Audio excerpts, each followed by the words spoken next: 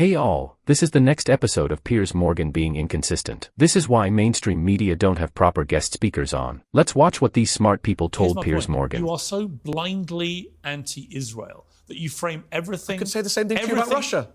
I'm very blindly against Russia. Okay, yes. So again, so you're inconsistent. I'm consistent. I'm blindly anti-occupying Russia that occupies Ukraine, and I'm blindly anti an Israel that occupies Gaza. By the way, another area I'm consistent is I do think both wars need to come to an end, and they're going to come to an end through some sort of negotiation.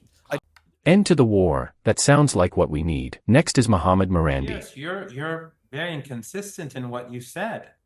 Right now, you're saying on the one hand, it's Iran, Russia, and sort of China. And now you're saying Iran is completely isolated and afraid. Which one is it? Let's be real here. This is not about geopolitics. That is always a part of everything.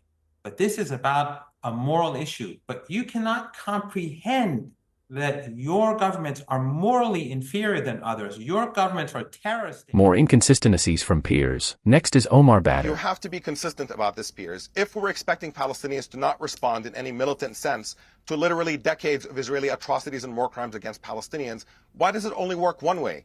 Why do we say that Israel must respond militarily, but Palestinians are never said to need to respond militarily to decades of Israeli occupation and war crimes? Why is that double standard there? You can see it in his face. The question is, why is the double standard there? A lot more to come in the future, so keep watching. Lastly is John Mearsheimer. I don't think you have to look at ratios to make an assessment of whether or not the Israelis are acting according to the laws of war or not. If you look at what they're doing in Gaza, it's clear to me that it's a genocide, that they are actually trying to murder huge numbers of Palestinians and effectively drive the Palestinians out of Gaza. This is a clear case of a state, Israel, pursuing ethnic cleansing in Gaza. They want to drive the Palestinians out. They want to make Gaza unlivable. And in the process, they are murdering huge numbers of civilians. And this is why the International Court of Justice ruled this past January that there is sufficient evidence to make the case that the Israelis are plausibly committing genocide in Gaza.